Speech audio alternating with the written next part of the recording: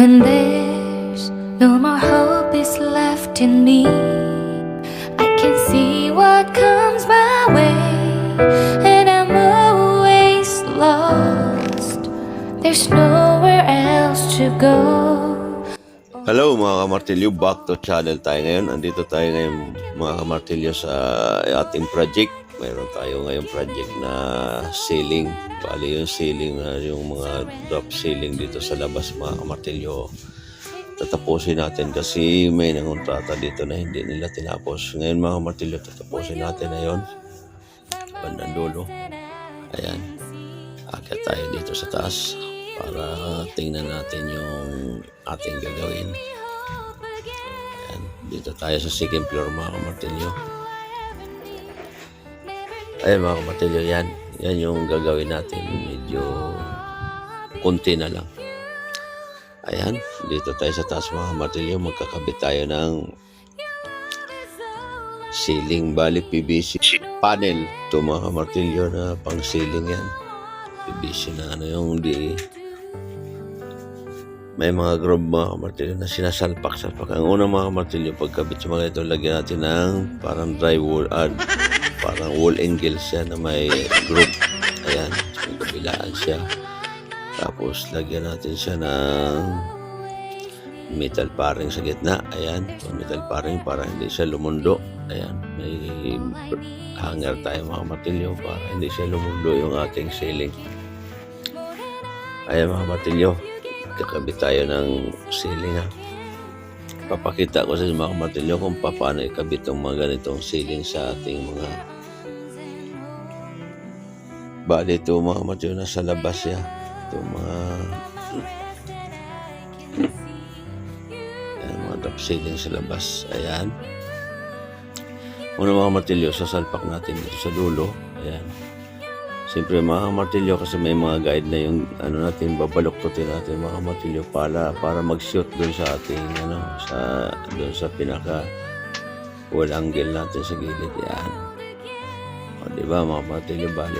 Ngayon mga kamartilyo, i-rebit natin yung gitna nito para hindi siya lumundo. Ngayon kukuha tayo ng barina, babarinahan natin. Ayan. Para i-rebit natin mga kamartilyo. Kasi pag hindi natin i-rebit ito mga kamartilyo, bali lulundo siya pag tumagal. Kasi siyempre bibingkong yung ating PVC panel. Ayan mga kamartilyo, ayan. I-rebit natin. Ayan. Ganyan mga kamartilyo ang pagkabit ng ating ceiling dito sa mga top ceiling natin sa labas. Kasi kaya PVC yung kinabit natin mga kamartilyo para hindi siya mabasa ng ulan, hindi siya masisira. Ayan. Ganyan lang mga kamartilyo, isalpak natin yung kabilang dulo. Ganun ulit. Medyo ibibin natin, babaluktutin natin para sumit siya dun sa groove. Kasi naka-groove yung ating pinaka-wall angle. Ayan. Salpak na. Ganun pa rin mga kamartilyo. I-rebit pa rin natin yung natin. Yung gitna natin. Para hindi siya lulundo. Kasi pag nabilad ng init mga kamartilyo, bali bibingkong siya. Ayan. Kasi nasa labas to. Ayan. Okay na. I-rebit na lang natin. Ganyan lang mga kamartilyo ang pagkabit sa mga ganitong PVC panel. Kaya dun sa mga baguhan, huwag niyong kalimutan na manood kayo dito sa ating channel kasi marami tayong mga video dito para matuto kayo.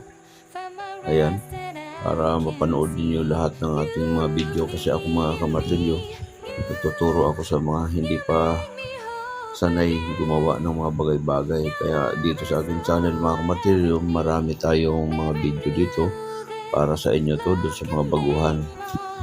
Kasi alam ko mga kamartilyo, maraming gustong matuto sa mga ganitong trabaho. Kaya nagbibigay ako ng konting tip dito sa ating mga ginagawa para doon sa gustong manood, mapanood nila kung paano ang setup ng mga ganitong pagkabit sa ganitong mga bagay-bagay kung ano man yung ginagawa natin mga kamartilyo. Kaya mga kamartilyo, ayan. Medyo malapit na matapos yung ating ginagawa.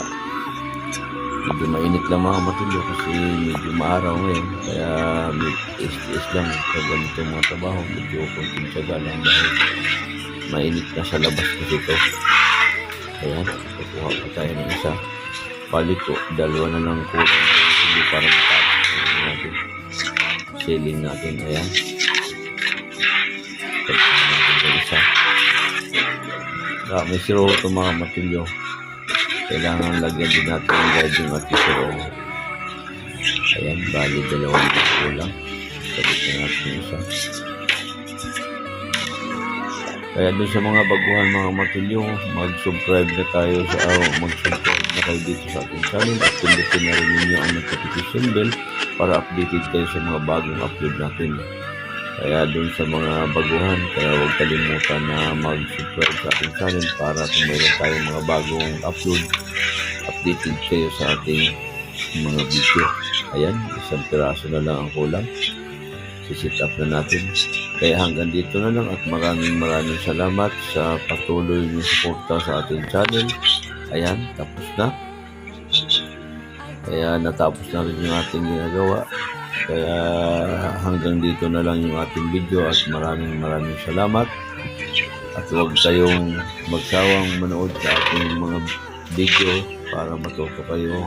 Patuloy natin gagawa ng video para meron kayong mapanood doon sa mga gustong matuto. Ayan, tapos na. Hanggang dito na lang at maraming salamat sa inyong lahat. At doon sa mga baguhan, maraming salamat. Bye-bye. I'll be you.